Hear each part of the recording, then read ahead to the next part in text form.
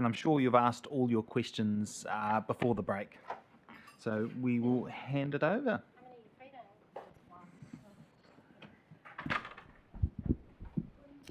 Through you, Mr. Chair, kia ora koutou. I'm going to hand over to Emma to make a few brief statements by way of introducing this report. Kia ora koutou.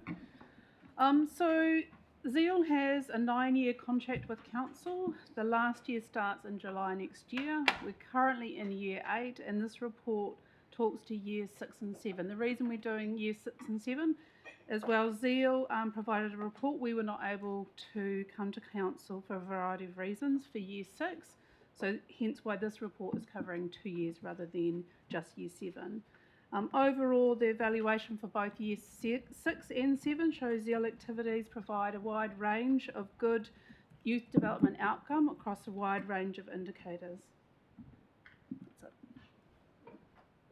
Excellent. Look at this, we're flying through again. Any questions? Councillor McCann. One of the things that obviously I was asking is what is the reality that we're actually going to be ending this contract? Because I do want to just confirm with staff whether there is really a transition from them to become self-funding, which seemed to be the direction we perhaps were talking about. What I heard today was that they really do need our funding. So while it's not technically part of this report, I do think it's the discussion we have to have so that we know that actually in our annual plans and long-term plans, Zeal is going to have to remain there. I think the key point to make there is that that will be a key long-term plan conversation that staff will bring before the new council. Certainly the focus has been on working with Zeal around a sustainable funding plan for their operations here in Kapiti going forward. At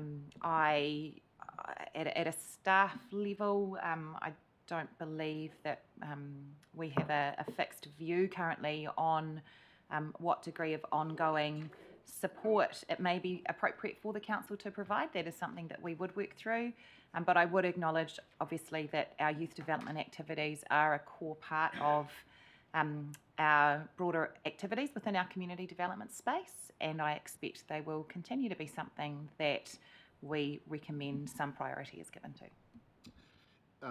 With this particular contract, one of the things in the discussion that's come out is the need to not look at it in isolation. Have staff given consideration into how we could have the different players in this youth space brought together so that they can be complementary, work in different spaces and or together, because one of the things I'd clearly like to see not happening is silos and duplication when there doesn't need to be, or sharing of resources when there currently isn't. I think you've heard from the Zeal team today, and certainly at a staff level we see that there is collaboration across complementary activities happening within the sector currently, and certainly we would want that to be something that any activities council funded through its youth development budget contributed to. We should have an expectation of anybody receiving funding from us for youth development that they would be working collaboratively with other agencies in the sector. If I may just press that point, Mr. Chair, the expectation might be there, but unless we provide some of that facilitation to bring people together, we can see quite clearly in that presentation that sometimes it's too hard to reach out, or maybe there are not the skills to reach out. There's definitely an important role for council to play in joining the dots and making connections between the organisations that are providing youth development services in the district, whether they are funded by us or by other people. At an officer level, I would say we already play that role and would continue to do that. We've briefed council earlier in the year around a range of matters relating to youth development, including signalling that we think the time is right to take a closer look at our overall youth development approach and priorities. That's a piece of work that we will be doing starting this year as a lead into the long-term plan. So again, I see the long-term plan process as being a vehicle for enabling the council to make some decisions about priority and funding in this space. Thank you. Now the Deputy Mayor. Yeah, I'm just going to follow on from that because I think it's quite important. So the current contract ends in June 2024, which is when, at the same time as we approve the next long-term plan.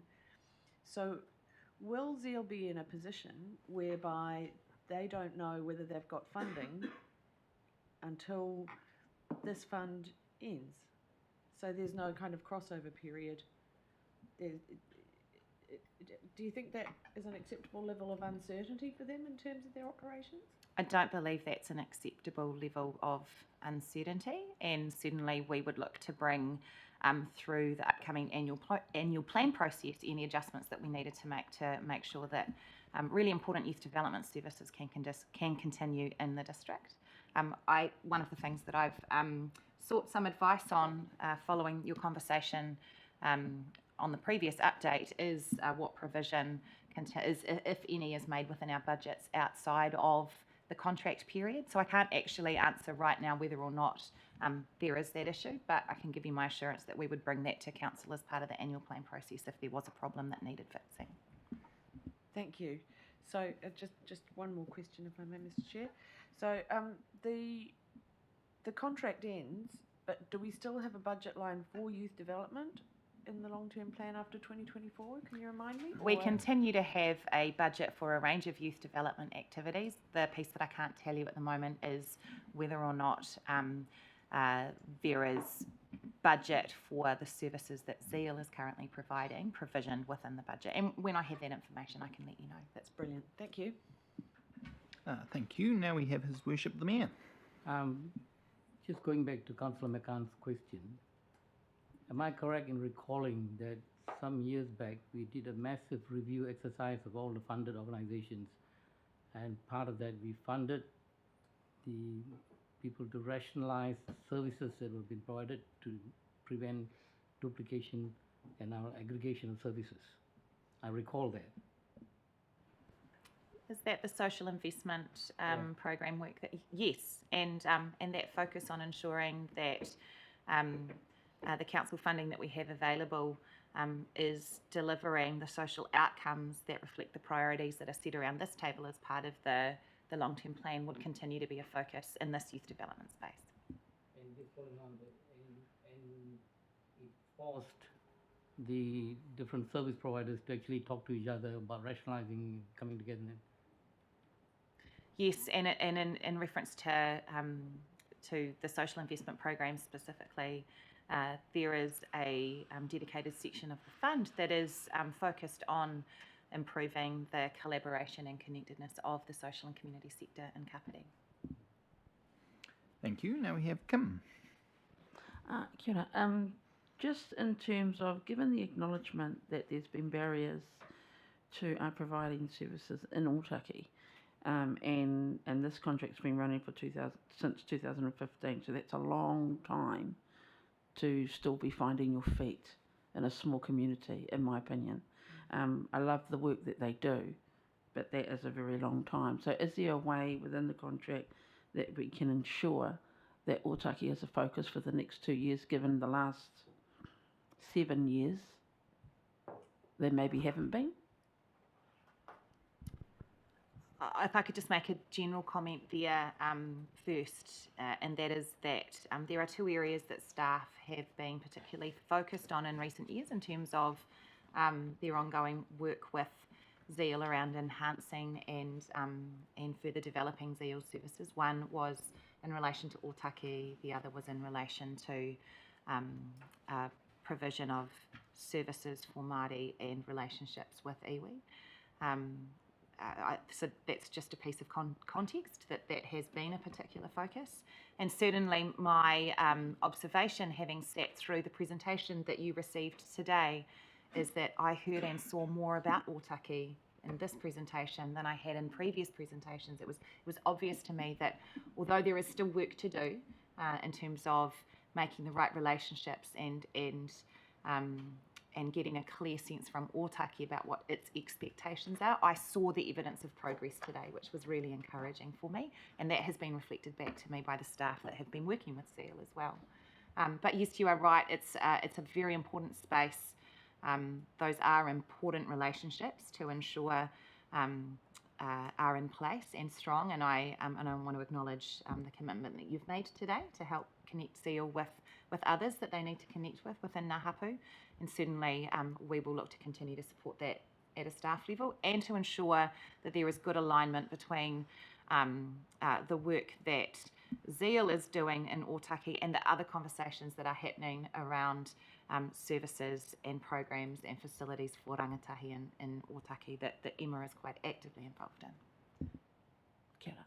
That's all. Perfect. If there's no further questions, thank you very much for that. If we could have a mover and a seconder. We've got the Deputy Mayor moving and Councillor Elliott seconding right of introduction. Thank you, Mr. Chair. Just a very brief introduction because we've already spent quite a long time on this topic. So, yeah, it's really great to see this update and great to see more work happening in Otaki as well. And so wonderful to have that offer from Kim about how to tie into that community. I think that's just going to provide the kind of connection that Zeal has long wanted in Otaki, and we heard today they're finding it difficult. So that's a really positive and wonderful to have iwi around the table. That's exactly the kind of benefit that happens. So, yeah, I was around the council table when the Youth Council came to us with a submission to do a youth centre in Kapiti. They had gone out and consulted with the community, got hundreds of signatures. They had incredible letters of support from all sorts of agencies and individuals. And I have to say, it was the best long-term plan submission I've seen in all my time at council. It was so incredible. And it's so wonderful to see the facility still thriving and humming and kind of swiveling through the difficult times that we have and delivering to that younger cohort too, and we all know the need that exists with that younger cohort. And just really great that they've got a space they can go, feel comfortable. One thing they didn't mention to me, but they did mention when I went to visit them, is that cohort will stay.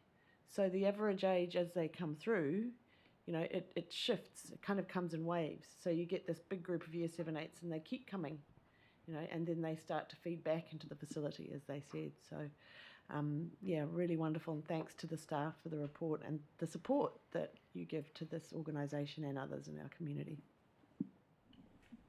Councillor Elliott. Thank you through you, Mr. Chair. I'd just like to thank Zeal. I didn't ask any questions because it was going long enough as it was. But I would like to tautoko the Deputy Mayor's words and also thank you all for your mahi and note that my 26-year-old daughter was a 14-year-old on that youth council making that submission, and I'm sure she's watching this today from her work. So, yes, supporting this. Thank you. Councillor McCann. Thank you, Mr. Chair.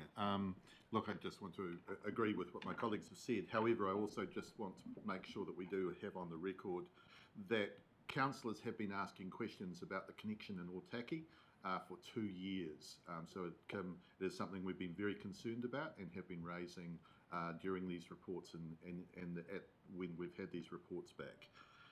We've also been talking about how Zeal will operate post the contract.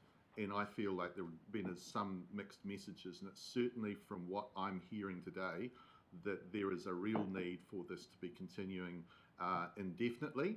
But one thing that we have to make sure that we're honest about is that we make sure that that is built into our long-term plans so that we can actually ensure that we're not being hit by significant rates rises because we haven't budgeted for this. So there have been significant questioning over 2 years about how Zeal will continue post the contracted period, and it's certainly today crystallised for me that they will need our support. And I do just want to acknowledge the great work that they're doing. It's absolutely fantastic, but we've also got to make sure that we're very clear about those 2 particular issues. Thank you. Now, I did threaten to do a long speech, but I'll behave myself because we've got time constraints. So, right of reply. I was looking forward to your speech, Mr. Chair. Do an abbreviated version, maybe. I'll behave. What right of reply wave? Thank you. Cool. All right, then we'll put recommendations A1 and A2 to the vote. All those in favour say aye. Aye. All those against? Carried. Thank you very much. And thank you, Hamish and Jessie, for coming down. Now we'll move on to 8.1, the big chunky item on the agenda, the Three Waters Reform Better Off Funding Package Tranche 1. And that's on page 7 of Council Papers. And Ian is coming up to talk to this.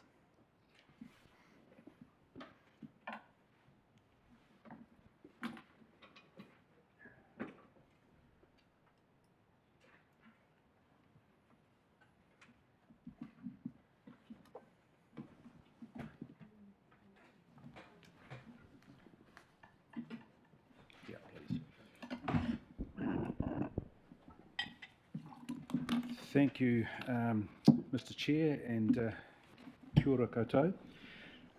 I'll provide a brief overview of the paper and a recap of the Better Off funding situation. So the Better Off funding, as you're aware, is part of the Three Waters reform package.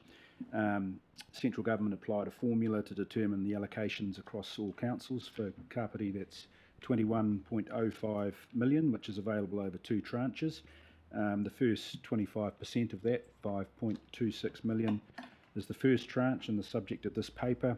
That's funded by Crown and is available now for projects over the next, with a life over the next 5 years. The second tranche, the last 75%, 15.79 million, is available from July 2024, and that's dependent upon the creation of the new water service entities and those entities raising the funds for that second tranche. The funds are intended to support local well-being, and the initiatives are expected to meet one or more of the criteria, which are supporting a transition to a sustainable low-emission economy, or delivering on infrastructure and services that enable housing development and growth, or support local placemaking and improvement of community well-being. The proposed package that we've got in this paper was largely centred around LTP-related initiatives where there's additional scope or cost involved, but there are also a series of additional initiatives where it's considered there are positive community outcomes available. We've had 2 briefings on this, and over the course of those briefings we were asked to include a climate sustainability fund, which has been included. And then in the more recent briefing, we were asked to provide more information around Mahara Gallery operating expenses and the Paikokariki Surf Life Saving Club initiative, and there's additional detail included in this paper on those items.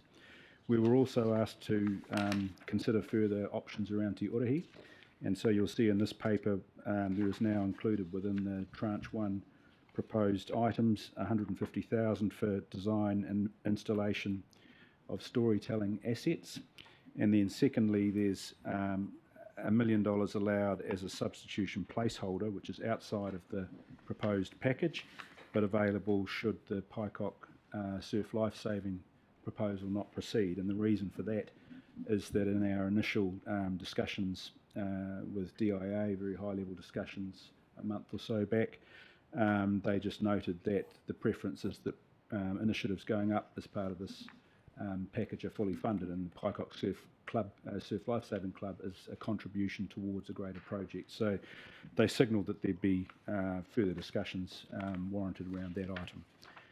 And so hence we've allowed as a possible substitute the $1 million for Te Urahi. I just note in terms of timelines, the applications are due 30 September. We have applied to DIA for an extension to that, so we've asked for an extension through to 30 November, and we had confirmation earlier in the week that that's been approved, so that takes a little bit of the immediate pressure off the timeframes. At that point, happy to take questions. Cool. And just before we launch into questions, I've been made aware that we've got, I think it's 1 additional recommendation and a couple of proposed amended recommendations. So what I was thinking we'd do is we'll do questions first, and then we'll see if we can't sort of marry up those various competing interests before we get to putting motions and whatnot. So with that, we'll go to Councillor McCann. Look, through you, Mr. Chair, thank you very much for that information about the delay, which is something that we as a council haven't had an opportunity to discuss, and it may alter how we move forward, Mr. Chair. So I don't know how you will deal with that, but that information is very new. We were certainly under the impression that previously, if we did not make the decision, there was a potential these funds could be lost because there is no guarantee Three Waters will continue. That would be correct, wouldn't it? Yeah, as I say, the information around the extension was only received earlier this week, so that is new information. But yes, you're right, the default position in terms of this fund, if it's not utilised, it rolls forward to tranche 2. There is less certainty around tranche 2. Could I just ask what day we received the information that the extension was possible? Tuesday. The Chief Executive is just saying it was late Tuesday afternoon. Thank you. Obviously, I think that could have been really helpful, Gary, if that information had been provided, because we were all under the impression that really we had to make this decision today. And obviously it's a little bit of a minefield because there was recommendations that I know through talking to councillors have surprised us. But I'll just go through what we've got on the paper. I did request further information about Mahara Gallery, and we've got a few lines of extra information. I really wanted to understand how this project has ended up with such a hole in their operating budget. I don't find that information in here. There's just a few extra lines on point 20, 4 lines that explain how we're spending an extra 1.3 million. Look, all I can say to that is during the LTP process, I guess in the earlier stages of the project, estimates were made around what the operating footprint would be. There was, as we've noted there was an additional allowance made, but obviously with the information that's on the table now, that's not going to be sufficient. So that's, look, I accept that's not a satisfactory position to be in, but it appears to be the reality. There's still, discussions are continuing, so the eventual magnitude of the operating budget that's required, the opening date, other funds that they're able to generate, etc. Those things are still, I guess, fluid to a point, but it does appear that we're going to have a funding shortfall. I accept that. So, through you, Mr. Chair, the information I specifically requested, if I remember rightly, was an operating budget for the gallery when they thought they had enough money, and then what has changed, and we haven't seen that. And we are being asked for a very significant increase without that kind of information on which to base it. Yeah. So we're asking other organisations to cut their cloth to fit the financial times, but we just don't have the information about Mahara Gallery. Yeah, I was going to say the Chief Executive's going to have an answer to some of that, I hope. Let me just read you 4 significant points of a letter that came to the council in February.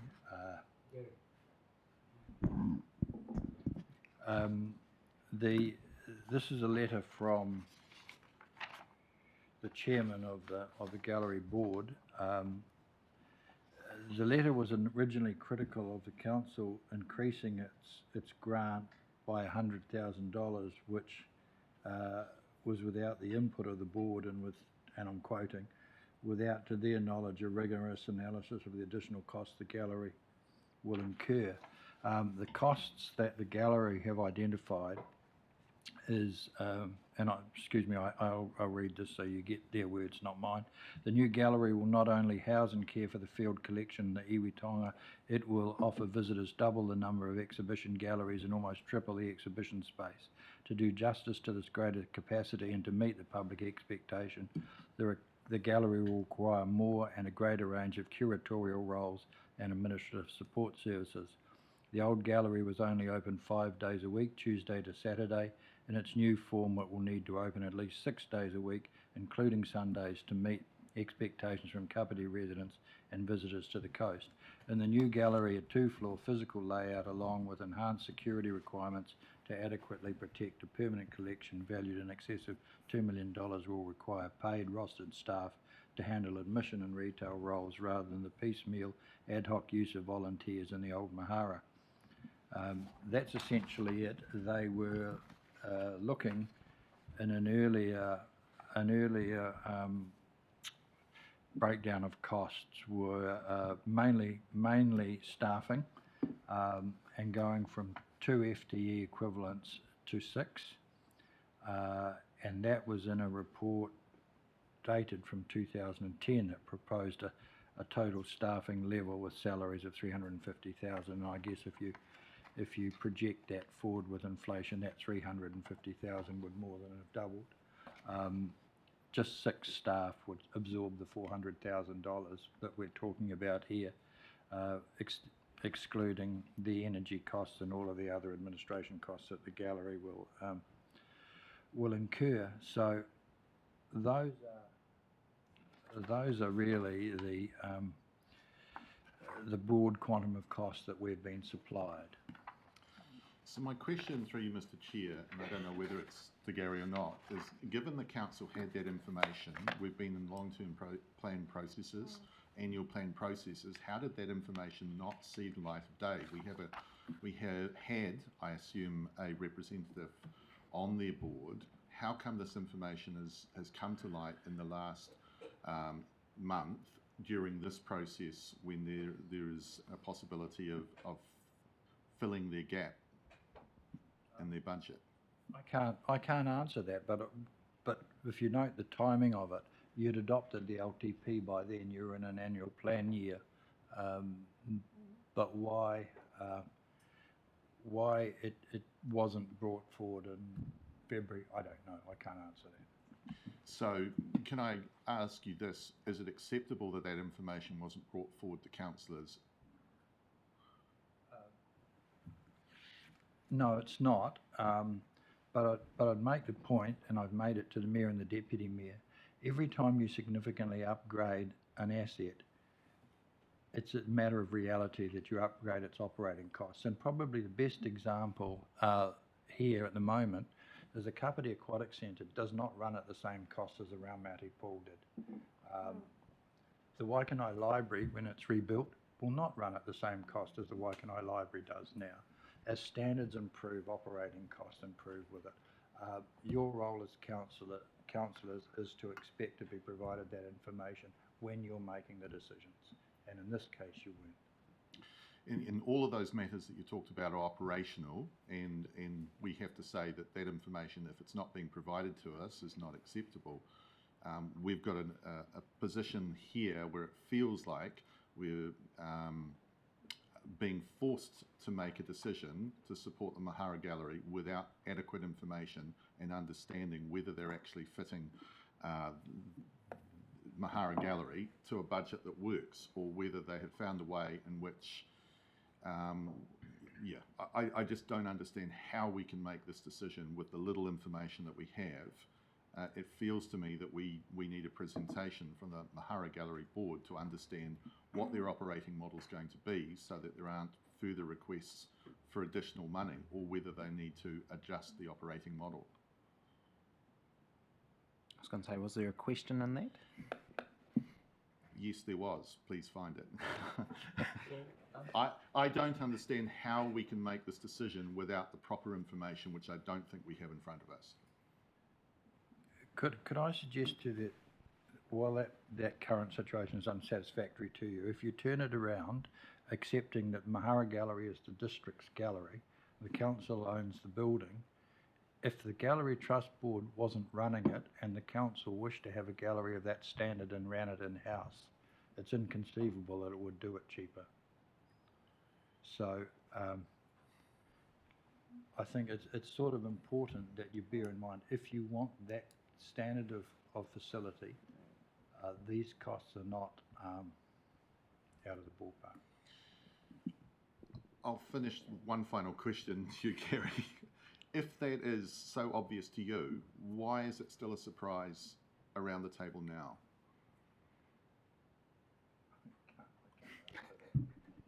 Doesn't that indicate that there's something horridly wrong with our procurement process when we are upgrading facilities and or making them larger, when the information is not taking into account what you've said is just a basic concept, larger, better building is going to create more expenses.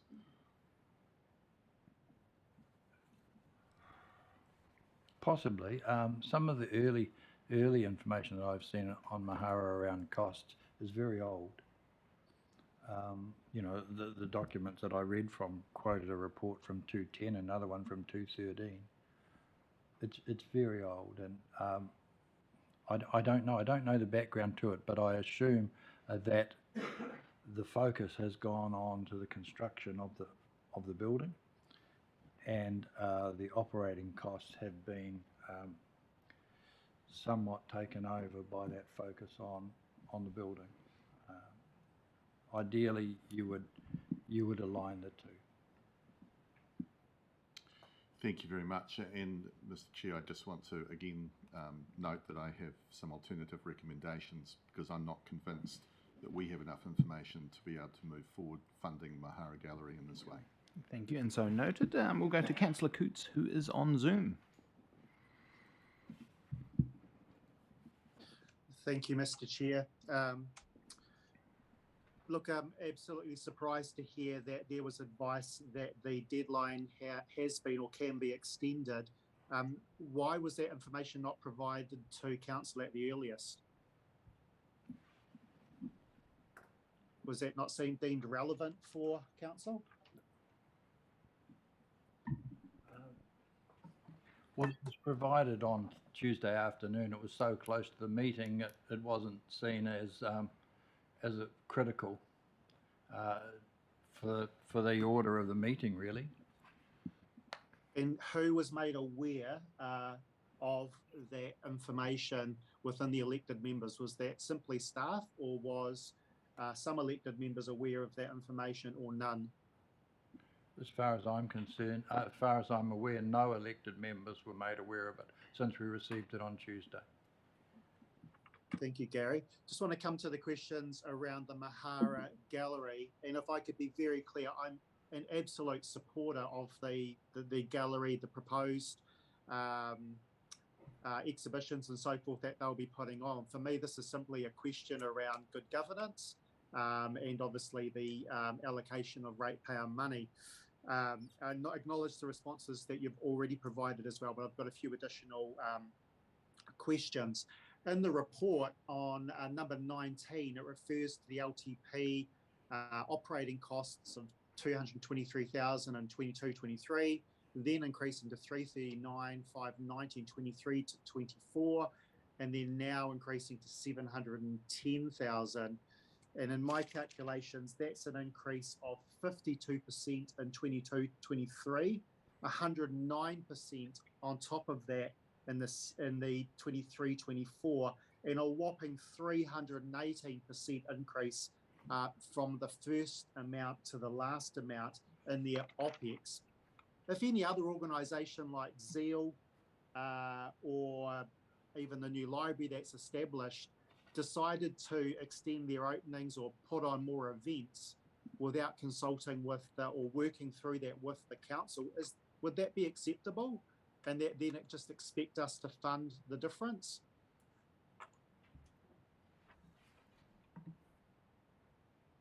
Just looking at either Ian or the CE to field it.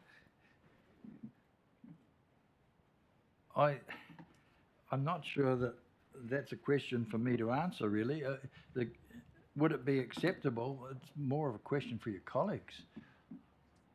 So I guess I'll change the question a little bit, Gary. In terms of the organisation's role around providing adequate information for elected members to make informed decisions, we didn't have any of this information through the briefings. Is there any reason for that, or why Mahara Gallery Trust weren't invited along to brief elected members of their revised model and their newly revised OPEX budget and requirements, given that this issue has been known since at least early February, going by the letter that councillors only received 2 hours prior to this meeting?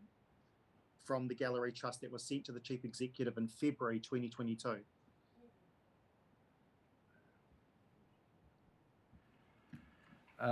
No, I guess with the benefit of hindsight and the scale of those increases, an invitation to talk to councillors should have been extended to the board.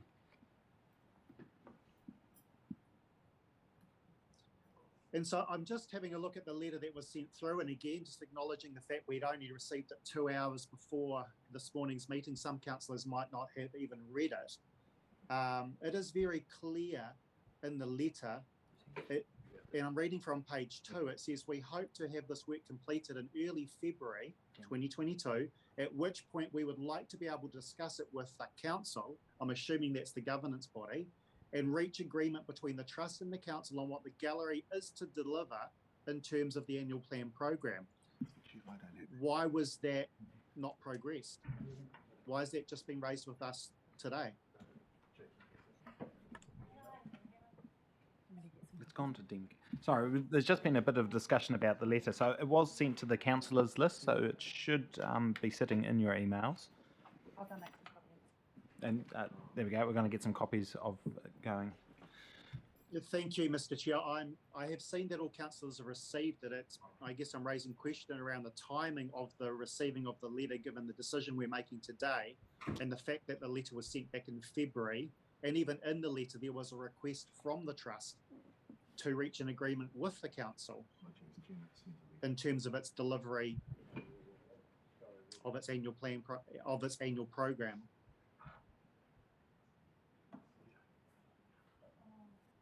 I can't answer that, councillor, as to why it didn't occur in February. Obviously, I would note though that the Chief Executive had just returned to work, and I think it was just around the time that his mother died. Whether that got lost in that, I don't know. But otherwise, I can't give you an answer to that. Thank you, Gary. And look, I want to acknowledge the fact that you were not around at that stage. So I totally appreciate the position that you're in. But in your experience, in your vast experience, would it be only the Chief Executive that has knowledge of the situation with the Gallery Trust? I think Councillor McCann also raised that there are other representatives on that Gallery Trust. Surely the contents of that letter was known to others other than the Chief Executive and the issues pertaining, relating in that letter. I don't know, but I would expect normally, yes, it would have gone wider than that. It would have gone to that part of the council that was managing the project or was involved with developing the project.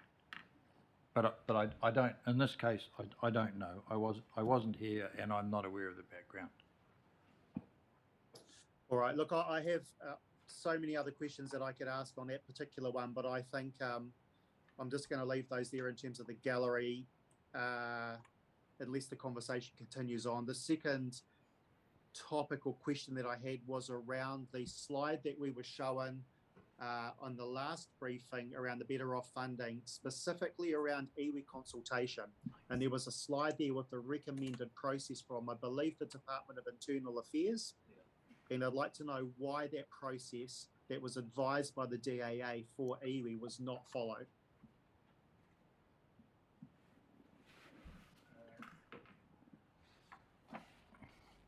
At our briefing, I started the second briefing by acknowledging that our process of iwi engagement on this was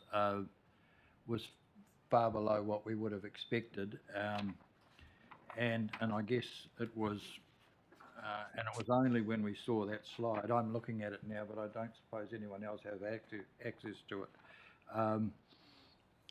It was only when we really saw that slide and understood what the DIA were expecting to be the process that we realised that we had slipped up, to an unacceptable degree, really.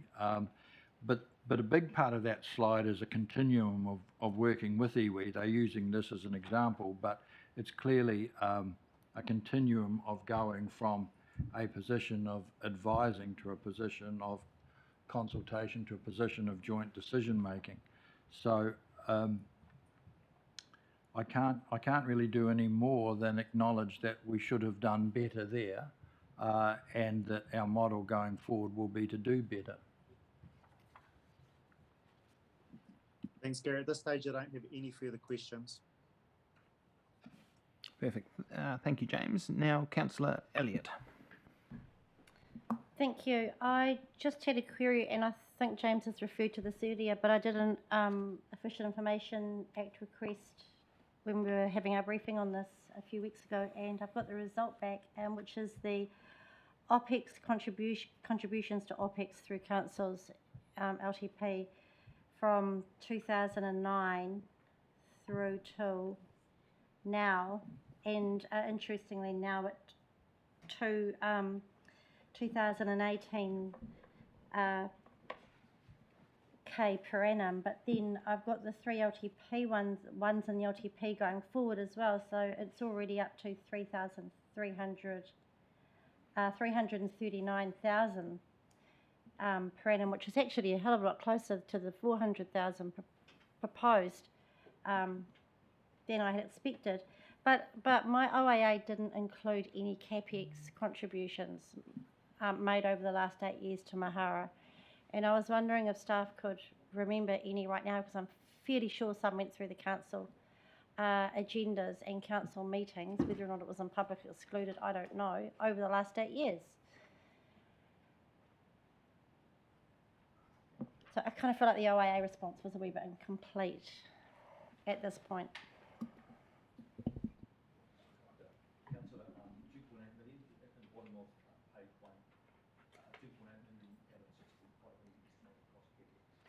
Has already been paid. Okay, thanks. At the bottom of page 1 of that list that you're looking at. Okay, thank you very much.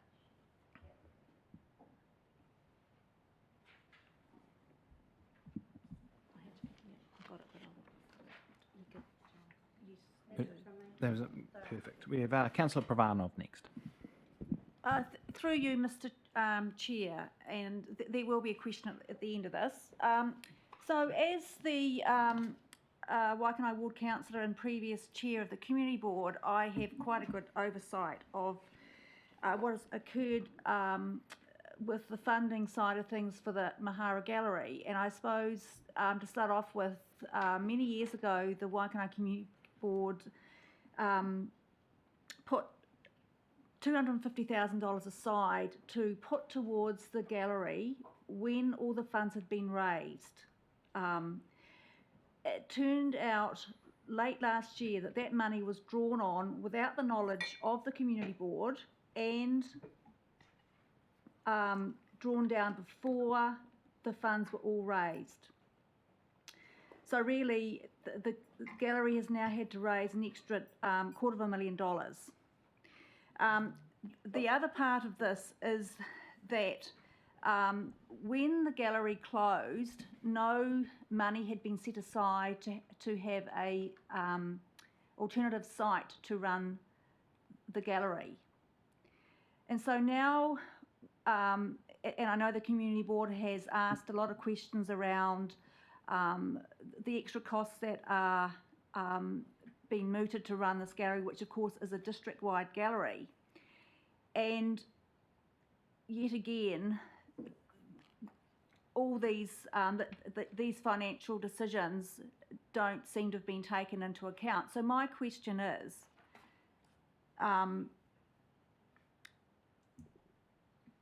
is this another example of what we're hearing here of interesting, I'll use the word interesting, financial decision-making plus lack of visibility given to councillors that we're looking at here?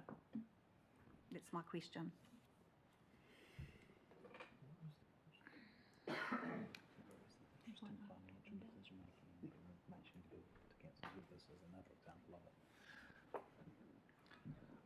I'm not entirely sure whether the CE, given that he's been in the role since the 1st of July, can particularly comment on that, nor to my left, so I'm not quite sure where we get to with answering that question, unfortunately. If I can ask, can any other staff members potentially help out the CE? We do have a raised hand over in the back there. Thanks, Councillor. Through you, Mr. Chair. So just a couple of things. So and it relates back to Councillor Coots's and Councillor McCann's question as well. So in my area, we have been working very closely with the trust on these issues. So yes, there is another part of the council. It is my part of the council where we have been having those discussions.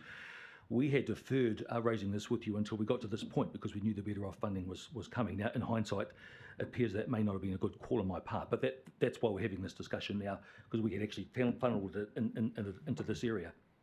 But coming back to answer your specific question, yes, we need to be looking at the total expenditure on these things, the CapEx as well as the OpEx, total expenditure, TOTEX, and indeed we are disciplining ourselves now to do that for all of our projects, our major capital projects from here on in, so that we have a full picture, and we're not only focusing on the CapEx, which, as Gary said earlier, appears to be what we've done in this case, Councillor.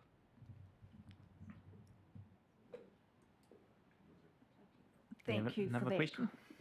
comment. So I have another question which is related to another, the Paikakariki Surf Life Saving Club. So it is proposed that $1 million will be put aside to this project. I suppose I have concerns over this when it's the project is in its infancy, and also too the location of it. So we've heard that basically it's because of climate change that potentially this building has fallen apart, and I wonder whether it is wise in terms of looking at re-establishing it in the same zone when there are other potential opportunities such as I suppose the Waikanai Surf Club, which I've had conversations with them, and they would be more than interested to combine their activities to include this surf club. So given that this is in a, I suppose, tsunami zone, an area that potentially with sea rise, what is the, why is this building being considered for this location? Obviously it's a surf club, but why in this location? Please. We've got Mike again, I believe. Thanks again, Councillor. So the club is not looking at putting the building back on exactly the same site. They've secured a new piece of land, a different piece of land that's currently owned by the regional council that is set back and actually out of the specific hazards that you have mentioned.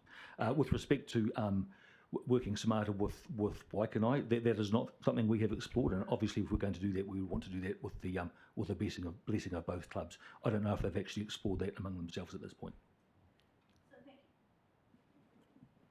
So thank you for that. So given the work that has been done on potentially putting the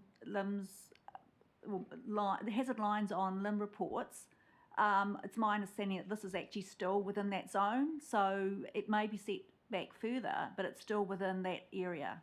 So I'm just wondering again why it's even considered being to be built in this area. No, Mike, Thank you. Councillors, apologies, I'm colourblind, so I can't tell when it's red or it's green. Sorry, can I also say, sorry, Councillor, but my uncle is the Deputy Chair of the Mahara Gallery Trust. I need to be really clear that I have a familial relationship with Len Wiggs. So I'm really clear on that, and any advice I give you on Mahara. Councillor, with respect to climate change and the Paikakariki Surf Club, I think that there are substantial private and public assets that sit within those zones. We have some strategic choices to make about whether now is the time to leave those areas, or whether we're going to live with the risk for the next couple of generations. So that's a massive question, and one that you know that we are asking ourselves at this very moment. My advice to you at the moment is that so long as the design is cognizant of that hazard in that particular location, I don't think it's unreasonable for the club to re-establish itself on that site, bearing in mind what the alternative is, and the alternative is for a surf club to be nowhere near the surf, and obviously that doesn't make sense. So yeah, that's my advice to you on that specific question at this point. Obviously there's lots of uncertainty, and we haven't yet landed our response to adaptation to climate change. thank you for that. Any further questions, Councillor Pravanov?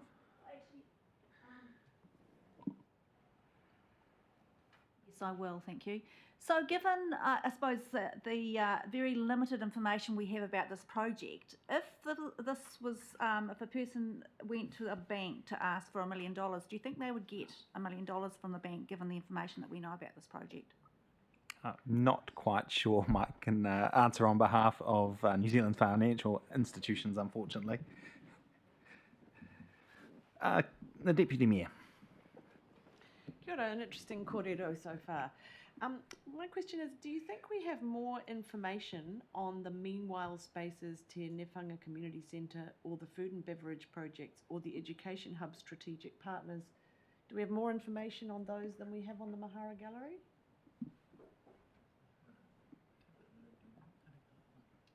In terms, I think the Deputy Mayor, I think the question relates to the information provided in the report. It's almost rhetorical.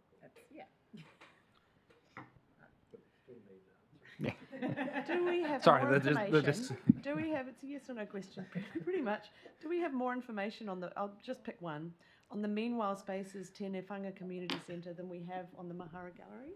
If your question is there any more information provided in the report on those projects than there is on the Mahara Gallery, then in my opinion the answer would be no. Yeah, thank you. So, the letter that was received from the chair of the Mahara Gallery Trust Board to the Chief Executive, after that letter was received, did the Mahara Gallery Trust Board commence work with the Place and Spaces manager to establish a final cost, operational cost for the gallery? I believe Mike's possibly able to answer that. Yes, so one of our business analysts has been working closely with David Shand and Uncle Glenn on the detailed costs and testing those costs.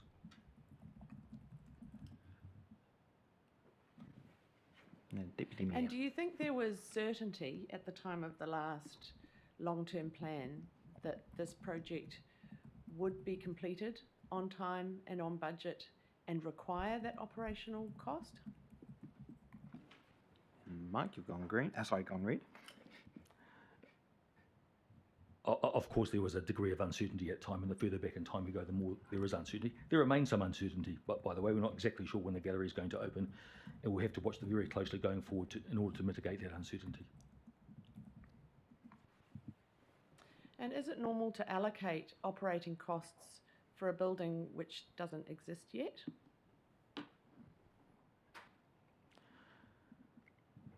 It's not unusual. It's a prudent thing to do. I think if we anticipate there are going to be costs, we should signal that to you. Not to do so would be irresponsible.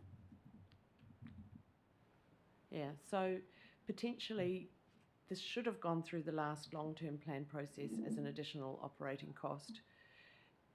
Is it true, though, that 3 long-term plans ago, $250,000 extra was allocated through the long-term plan process to identify that there would be additional operating costs for the gallery? 3 long-term plans ago? I'm sorry, Councillor, unless Gary, I think I'll need to check that before I give you a proper response, Councillor. Oh, Ian looked like he might have I was just going to add, I mean, it does seem to me it's the quantum that's wrong. So the LTP did anticipate an increase of 100,000 up to 339, but clearly that's disconnected from the magnitude of what's now coming through. That's the problem, and as I say, that's certainly not intentional. But it's not satisfactory. I accept that. Yeah. And I was involved through the last annual plan. Obviously, this is not something that was I was aware of then. So this is all stuff. Although clearly it's been around for some time, it wasn't something we had on the radar. Yeah. So the gallery has been communicating with staff around this issue for some time. Yeah. But it just hasn't managed to get into our plans. Is that fair to say? That's fair to say, until now. Perfect, thank you. We now have Kim.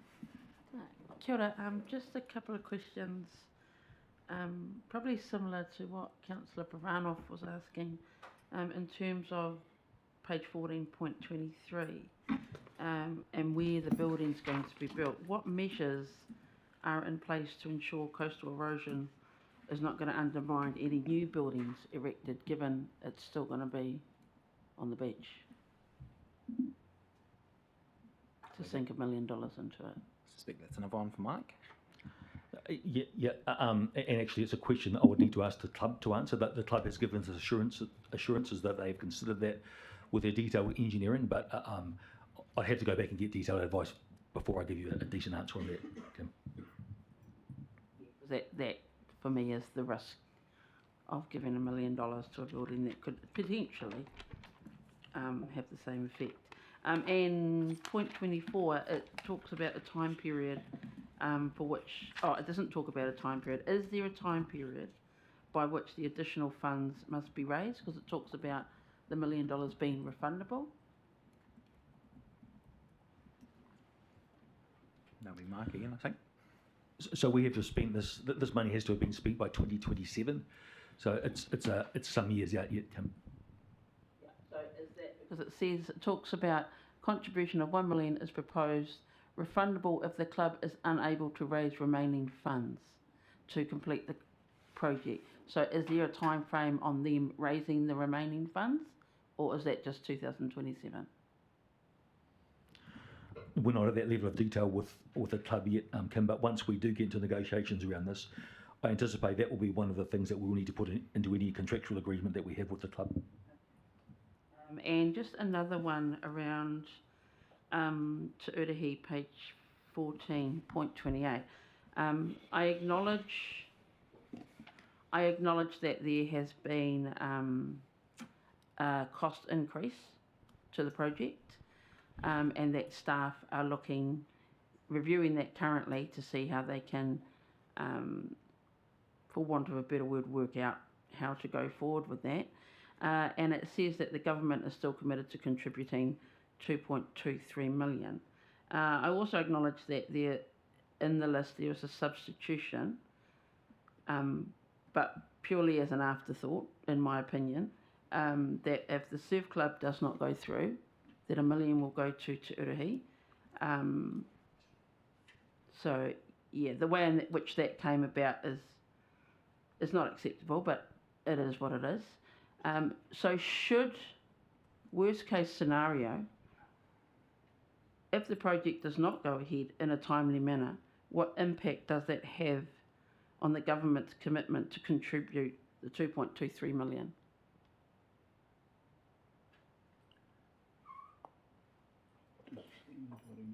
I think we've got Ian possibly able to offer some I insight there. don't know the. I'm not aware of any time limits around that, but honestly, I don't know that level of detail.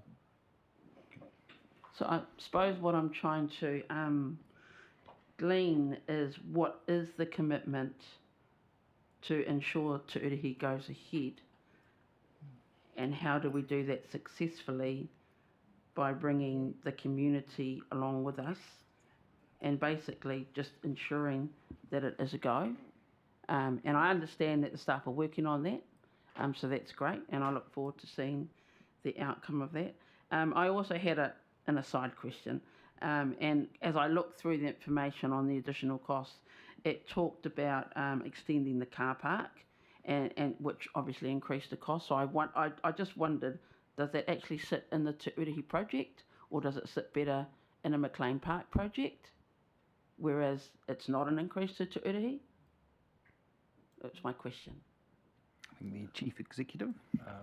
The first question is the council resolved that the officers would report back at the conclusion of the resource consenting process with an updated cost to complete the Te Urahi project. So the current position is that the project is a live one and will be considered again by the council once the consent process is completed, and an accurate scale of cost is available. Okay, cool. And just lastly, I've been asked to mention, and I acknowledge that many of us are feeling that we haven't been engaged with and that the process is somewhat lacking. So I've just been asked to note from mana whenua perspective that mana whenua do not agree that there was genuine engagement beyond standing committees as per the guidelines set by DIA. And the fact that we weren't actually given those guidelines, and from what I hear, no one knew of the guidelines, which I find odd, given that we had this information a while ago and it was all in the DIA recommendations. But yeah, so we just like it noted in the minutes that we do not accept that genuine engagement beyond the standing committees was carried out. That's all. Thank you. I believe we've got Councillor Coots via Zoom now.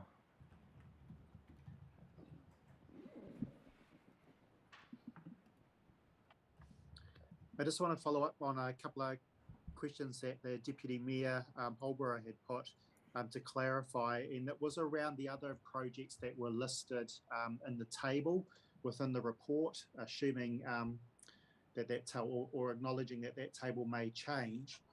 And the question was around whether there was the same or less level of information as Mahara Gallery.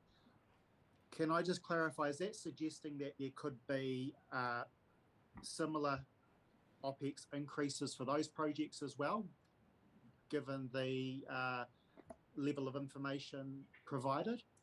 Was that the inference? Is it a question of Janet or me? I think it's a question of Janet. Yeah. I'm sort of suspecting, are you questioning the Deputy Mayor there, or? Yeah, sorry, Mr. Chair, I should have clarified. Do staff have any concerns that those projects could be subject to the same level of OPEX blowouts as the Mahara Gallery that's been put to us today, given the level of information provided to elected members around those projects? And then I have one further question. I don't have that concern. Thank you. The other one was around there's been comment around whether the gallery funding increased, the required increased OPEX should have gone into an annual plan or a long-term plan. But could the Chief Executive clarify whether the discussion should have really been whether there were changes to the operating model? It is assuming, by putting the funding in, it's assuming that the council accepts the increased scope or operating model of running extra exhibitions and opening further days. The Chief Executive. Shouldn't that occur first? Ideally, yes, it should. And I guess the indicator is that if you increase the size of a facility, it's reasonable to assume that the operating cost of it will increase.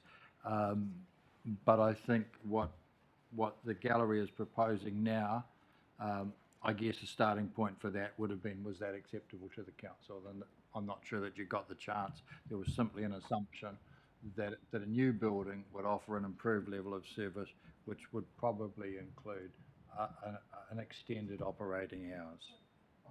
Thank you, Gary. Can I just have one follow-up question? And I'm not going to debate it with you, so I'll leave it at this for you to answer. You commented that the increased sizes of the facility would result in increased costs, but running extra exhibitions and opening extra days are optional. Would you agree that that's not necessarily required just because the building is bigger? Well, yes, I guess I would, and ultimately, what the council pays for this service to run will determine both the quality and the scope of that service. Thank you. Thanks, Gary. Councillor Elliott. Thank you. I just want to raise some, get a more understanding of how the two items for Te Urahi made it onto the agenda. And I just wanted staff to confirm that those two items were not on that list during the last briefings that we had. And secondly, I wanted to ask if any councillor or any elected members were made aware that they were being considered and put on the agenda before we received the agenda. The Chief Executive. My understanding was that there was quite extensive discussion about the inclusion or otherwise of Te Urahi, I think at both briefings, not just the second one. And there were various permutations discussed, including the quantum of funding that could be deployed from this, both in tranche 1 and in tranche 2. And I think quite a lot of the discussion related to wholly funding the project out of the tranche 2 money until it was realised that there was no decision required and no ability to prioritise tranche 2 funding at this stage. But Te Urahi was extensively discussed at those briefings. And was there any agreement that it should be included? I'm just saying because honestly I don't remember it.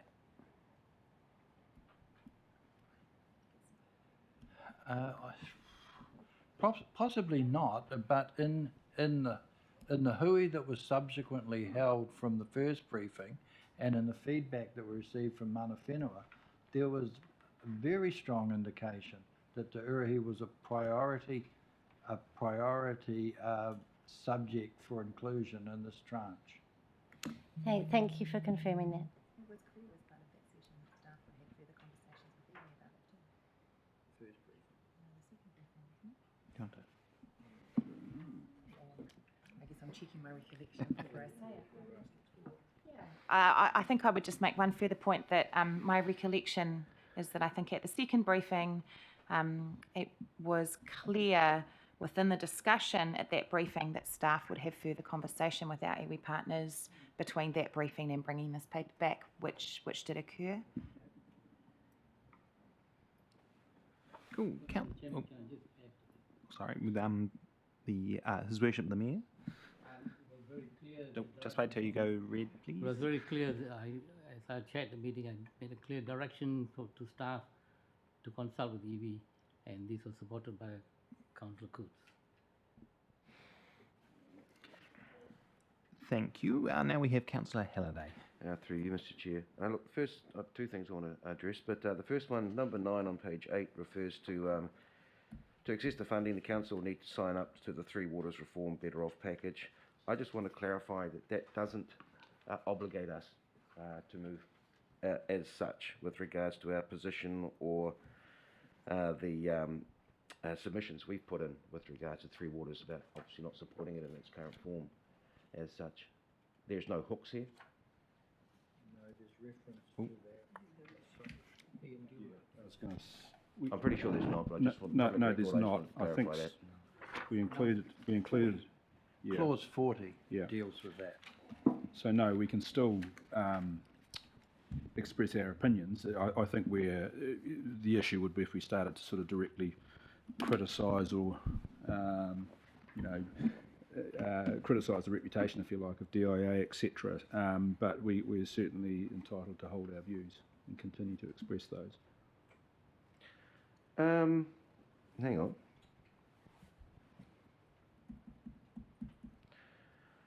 So, sorry, just building on that. So, are you telling me, this sounds very similar to the clause that was put in the LGNZ contract, that we can't talk against the Three Waters if we accept this money? Is that what I'm hearing? No, we can continue to express our views around the Three Waters reform proposals. We just can't make comments that adversely affect the reputation, good standing or goodwill of DIA and government. Fair enough. That'll be around the contract of delivery, like you say. That's cool. And look, I touched on this in the last meeting, and I just want to get some real clarity here with regards to our obligations as a council to the Mahara Gallery space. And I recall the presentation that we had from Mahara Gallery. It was a great presentation. But I wasn't aware at that time that council had there was the expectation there that council picks up the ongoing running cost of this as if it is a council-owned operation. So from my perspective, do we have a memorandum of understanding? We do, okay. And that memorandum, sorry? A partnership. And that partnership, that has certain obligations to council with regards to things, does it? With regards to the operational cost as such, because I'm reading in this letter here, which is the first time I've read it, that, and my take from this is that the trust is contributing 2/3 of the cost of the building, KCDC 1/3 of the cost of the building, and the expectation there is that council provides the ongoing operational cost coverage. Am I correct in that? I believe Mike Mendoza will be able to answer that for you, hopefully. Yes.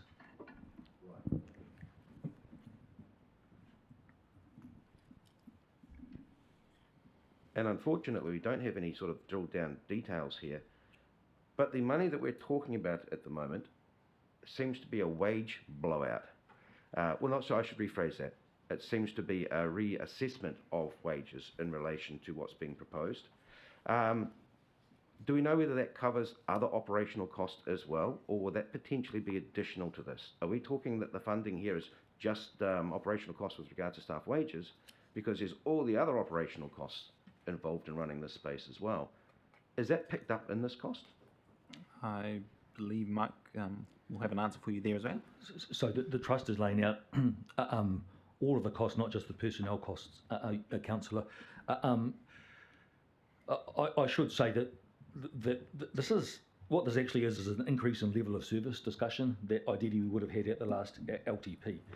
So if we had our time again, I think that's how we would have played this, but for whatever reason we didn't. Perfect, thank you. I now believe we have Councillor Hanford via Zoom.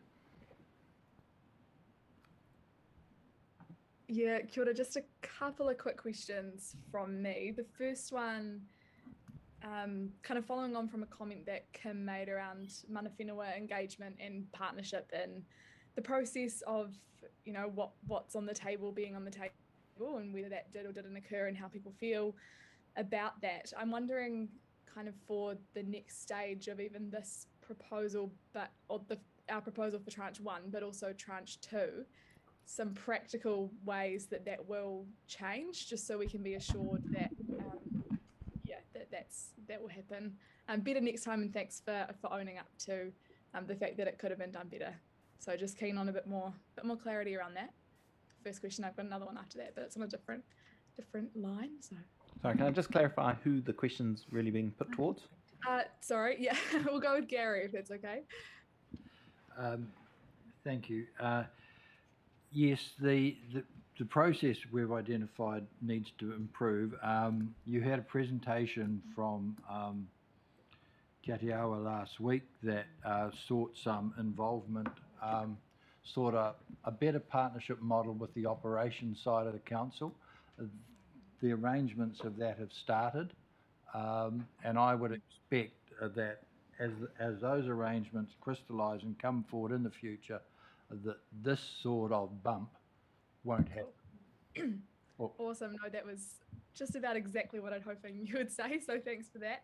Second question, probably best directed to Mike Mendoza, just around the surf club, wondering what conversations following the briefing have been had with them about the kind of size and scale of the building and the project and their willingness to potentially look at it slightly differently. I'm just keen to hear an update on those conversations. Thanks, Councillor. So, through you, Mr. Chair. So we haven't had extensive conversations with the club yet. We didn't think that was appropriate until we had this meeting, but we have had brief conversations with the president. Is it Matt, the president?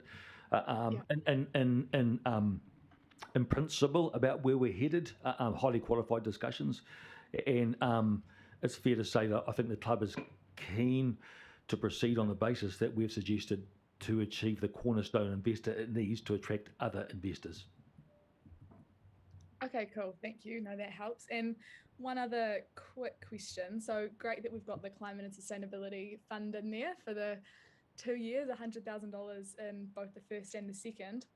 I'm just wondering what kind of, and I appreciate that this won't really be something that's being thought about right now as we're in the midst of this whole proposal and at least pulling this together, but kind of thinking to ensure that some of these potentially like seed investments, like I'd see that to be one of those, to make sure that they continue following on from hopefully this proposal being accepted by DIA. Probably not a question, more so just something that I'm really keen for us to do some work on in the next kind of couple of years.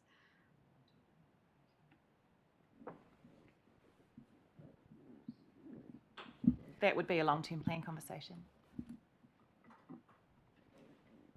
Perfect. Thumbs up, even better. Now I believe we have the Deputy Mayor.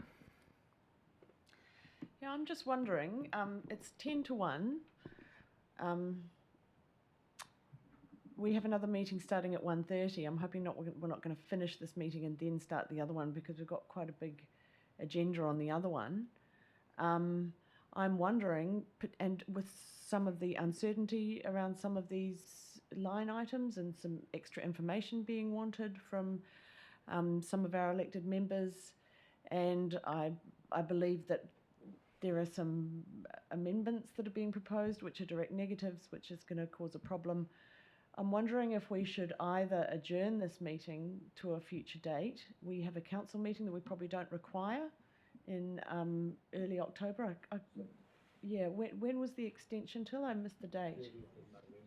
Yeah, so I'm wondering about either adjourning this meeting until that date or tabling this this report to come back to a new meeting. It's probably easier to adjourn the meeting and then just recommence it on that date to save advertising and all that kind of thing.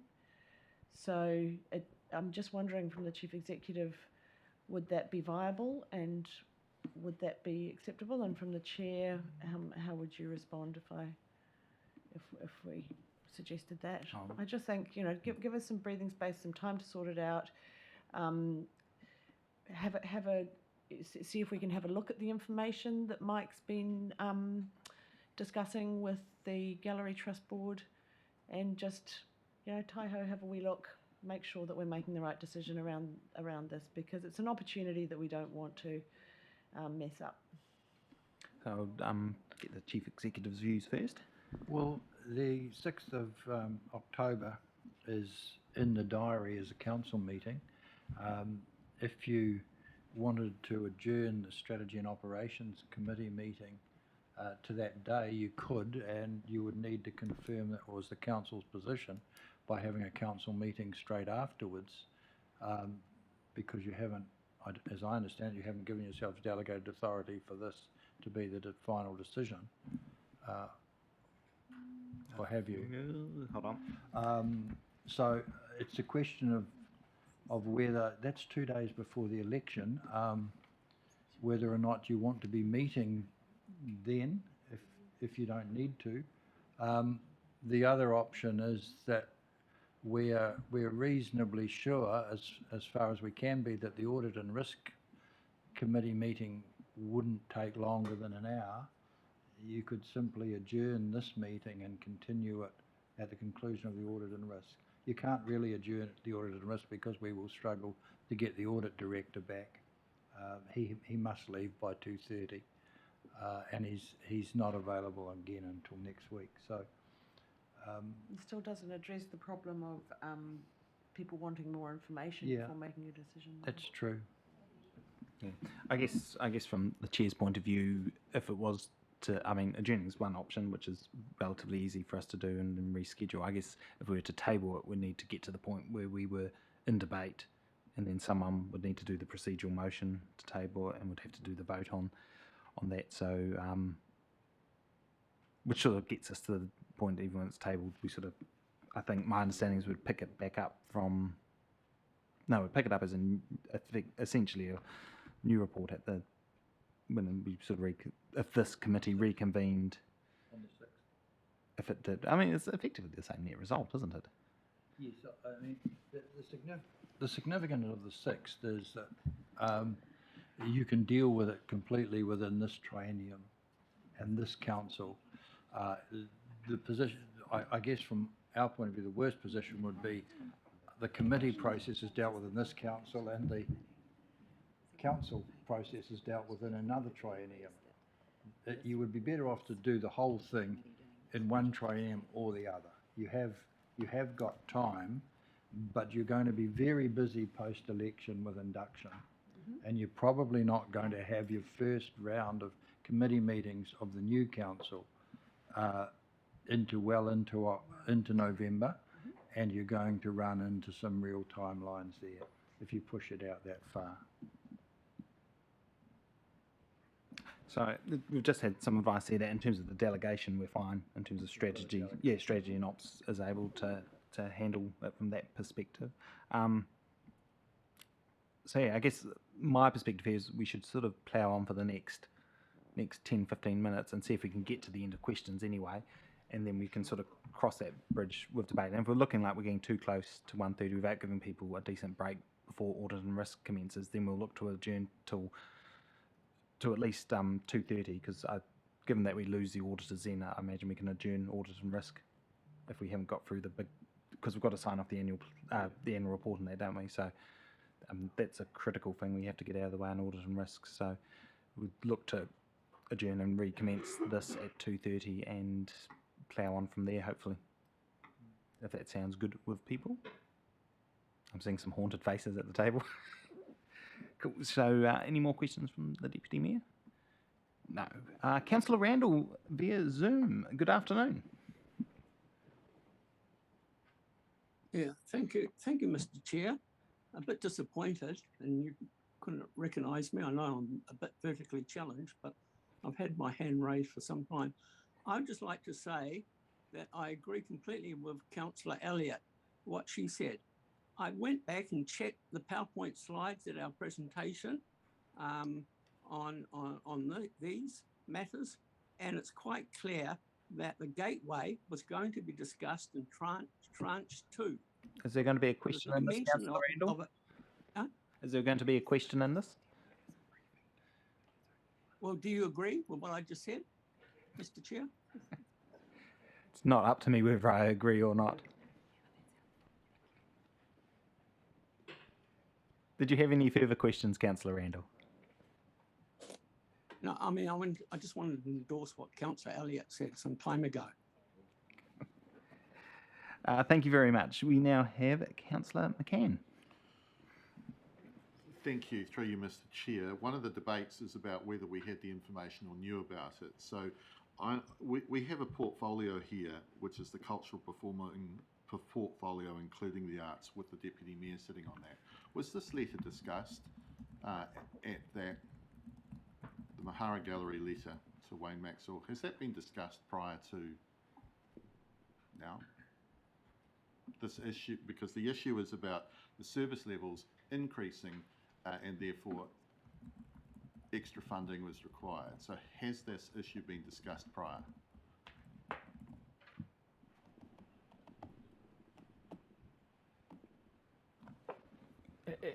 Sorry, Councillor, has it been discussed with as far as I'm aware, it's been discussed internally among officers, the extent of the discussions that I've had. Can I answer that? The Deputy Mayor. Yeah, I have an issue with this challenge to my portfolio. So we, after that, I think it was after that letter came, I organised for that Zoom to happen between Mike Mendonça and the Mahara Gallery Trust Board. So I put the organisation in touch with the Gallery Trust Board. So I feel like that was the right thing to do as the representative on the Trust Board and as the portfolio holder. I don't hold ultimate responsibility for budgeting for the gallery. I'm the council representative, and my job, and I've worked really hard on this, is to keep the gallery in touch with council staff through lots of staff turnover too during the last 10 years in this space.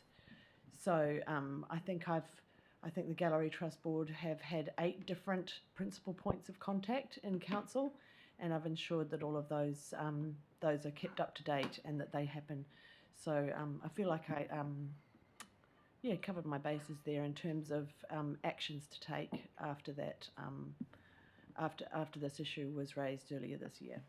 Yeah, and I think I'll just pick up on that and say I'll just encourage members to be respectful in terms of how they're asking these questions as well, and not impinging on the motives or otherwise of other members, so we don't get brought into disorder, please.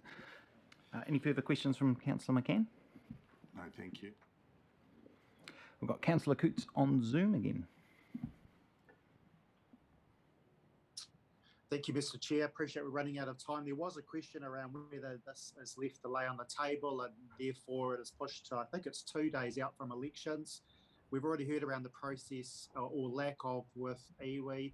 They may or may not want to comment, but I just wanted to check whether there was any opinion or views from their perspective around whether the table before us today should be considered after audit and risk or any amendments thereof, or whether it would be preferable for there to be, for it to lay on the table and come back at a later meeting before the end of this triennium. I appreciate this is all very fluid. I'm not even sure what my preference is. So do we have a view from any of our iwi reps? We've got John Barrett. Our view would be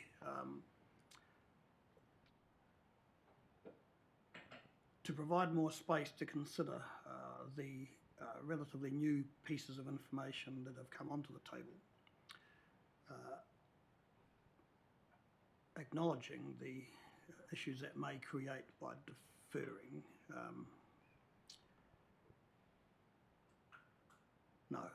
Look,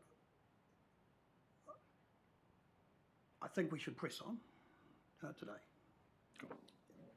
Thank you. And that's Te Aotearoa view, it's not Ngāti Tō or Rokoa view. Thank you, John. And we have just pausing in case there was any other responses. Sorry, you were quite right. Kim's just Kia ora. pushed her button. So when we came into this meeting, we assumed that a decision would be made today. We were not aware of the extension, I believe, to 30th of November. Is that right? Okay, so being that this is very fluid, if that extension was to just hear the additional information on the current proposal, I would say push on. However, if that extension included an opportunity to have meaningful engagement as per the DIA, what the DIA guidelines say, then that would probably be another question. So it depends what the extension is actually for. Is it just to consider what's on the table? And if so, I would say push on. If it's to allow time to really go through that list in a robust and meaningful engagement, then that definitely would be another question. Thank you, Kim. That's a very salient point, and I wondered where the Chief Executive could respond, obviously acknowledging there may be Naomi having something to say as well. And we have Naomi just waiting for the light to go red. There we go. Kia ora, quick one from me. Ngāti Tō reserves our position. We're interested to see where the debate goes this afternoon. Kia ora. Kia ora, Naomi. Thank you. Anything further, Councillor Coots? No, really just the, I think Kim raised a very salient point around is the extension or the delay to just consider further information on the projects that are within the table, or is it an opportunity for more meaningful engagement and therefore the opportunity for things to be changed within that table? I think that needs to be answered. To give clarity when making a decision around whether to defer to later today or to a later date. Cool. Thank you. I think we've got Councillor Elliott next. Thank you. Mr. Chair, this is really a question about process today. We are making a decision on this item on the allocation of funding coming from the Three Waters Better Off funding scheme, and which I'm going to be, I've already signalled I'm going to be voting against because I don't support making a decision on the Three Waters without a mandate from the public.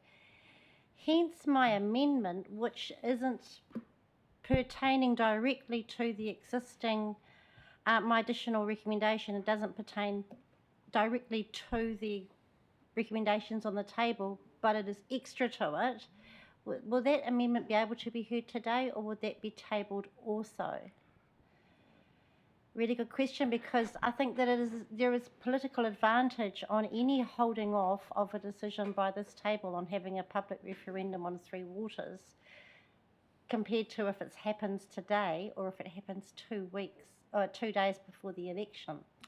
Oh, I guess it's tricky, a question. tricky. Yes, it's a question of the nature of your addition. It's because it's effectively an additional recommendation, isn't it, rather than an amendment. So, I guess in theory, if you, it's a very technical procedural question.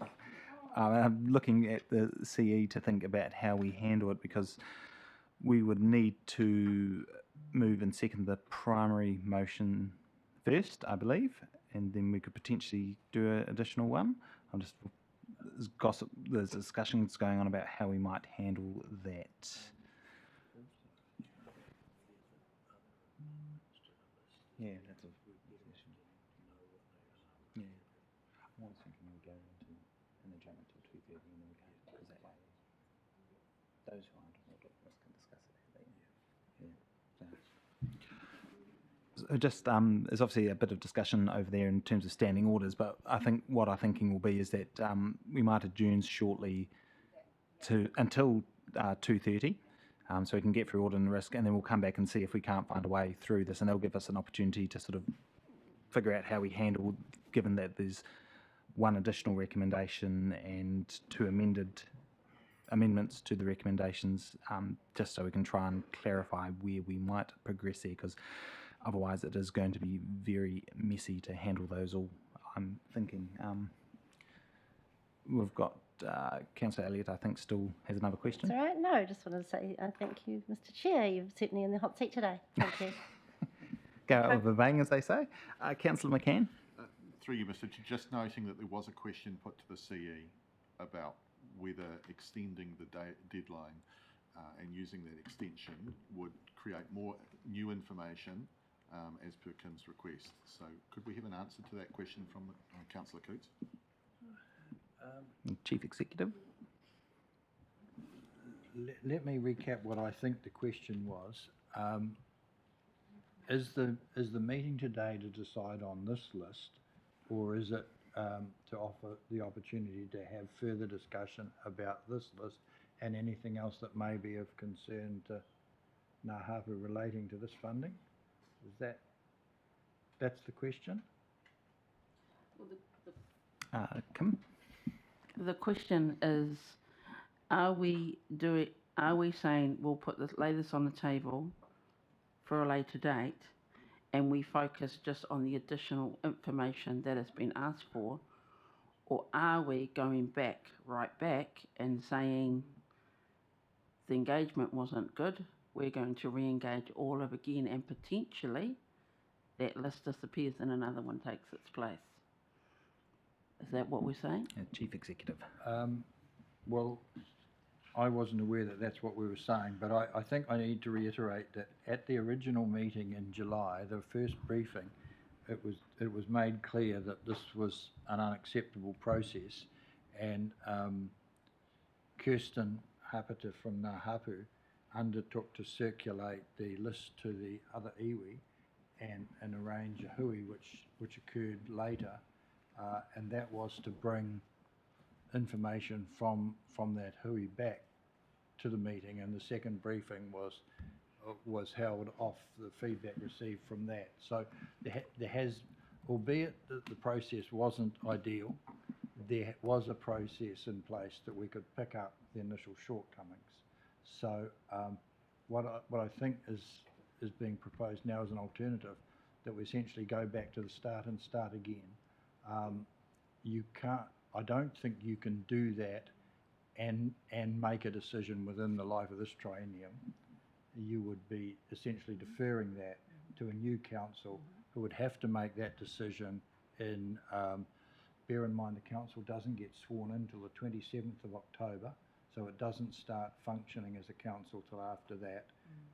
you would have to have your meetings, fit them into the induction process, and get your decision to DIA by the 30th of November. My advice to you is that's just way too tight. And that doesn't account for any of the normal formation processes that will occur in a new council, which is likely to have a reasonably significant number of new entrants around the table. So I've talked for that long, I've forgotten what the first point was. I think I got you, so in light of that, we would say push on. Okay. Cool. Thank you very much for that. I'm going to jump in with a couple of questions. I've been remarkably quiet for questions today. I guess I can't really do it through the chair because I am the chair, but further to those discussions about the Mahara Gallery operational funding and the Paikokariki Surf Club and that CapEx contribution to them, sort of given that I guess neither of them was sort of expressly in the LTP, but DIA's raised concerns about, I guess, the surf club not being funded and but not about Mahara Gallery. The inference here I'm picking up is that they're relatively comfortable with the idea of better funding going towards helping the Mahara Gallery when it's upgraded, so they can see the link between the upgraded facility and the additional funding. There hasn't been any concerns raised by DIA around that. No, there hasn't, but I should just be clear, it was a half-hour high-level discussion, so we haven't drilled into the fine detail of any of these proposals with them, but when we were discussing the nature of them, they just picked up on the surf club as being a contribution. Okay, so just a high-level discussion you've had so far. That makes perfect sense. I guess my next question was around, Councillor Pravanov brought up the question of coastal hazards. Now, my understanding is any issues around that and the design of the new building would be essentially figured out through the resource consent process anyway, ultimately. Yes, resource consent and our building consent as well. Oh, perfect. That makes sense. And I guess the final question I've got is further to what Kim raised in terms of the car parking additional costs that was incurred in terms of Te Urihi's budget. That additional car parking has been is essentially as a result of the car parking that's being taken out by Te Urihi, isn't it? So it is being created as a direct result of that project being built. I believe that's correct, Council. I just need to point out I'm not the Te Urihi. No. Unfortunately, the best we've got, I think, right now, don't we? No, thank you. I just wanted to just clarify those issues. Oh, sorry. We've got Ninka. Oh, no. Sorry. Yeah, she's nodding. Ninka's nodding away as well. Right. It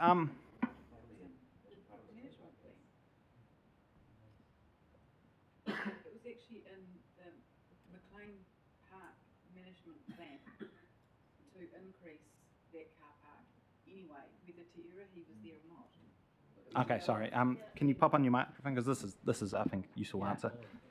Can I just say that the extension to the car park in the southern area of McLean Park is actually on the McLean Park management plan that has been consulted on and won awards for, and I have always questioned as to why that budget line has been I guess pinned to Te Urihi project, because it was going to happen anyway. I think that it's just been fast-tracked to be in the same time frame as Te Urihi when that is completed. Maybe there needs to be some clarification as to why it was put into the Te Urihi project as opposed to just being an upgrade to McLean Park. Yeah.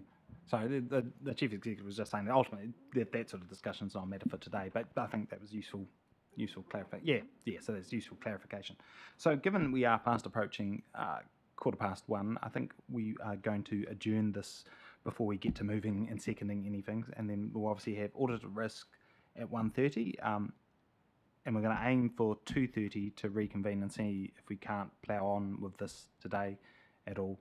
So that means those of you who aren't on audit and risk are going to get a nice long lunch break to to relax and recuperate, while those of us who are on audit and risk will sort of plough on as quickly as we can. Councillor McCann. I think as audit and risk, the members we've got me, the CE, the Deputy Mayor, Councillor Buswell, the Mayor, and then Brian. So we're not too bad in terms of that. I'll just relocate myself somewhere down the far end. Mr. Chair, I've got a further question. Hold on, before we all vanish off for lunch, I know we're hungry, just a quick one from Councillor Pravanov. So when this funding is these applications are submitted, I'm interested to know on the timeframes it takes for them to come back. And then I also, just a question around Te Urahi. So I see the funding there is allocated to landscaping and something else, or the storytelling.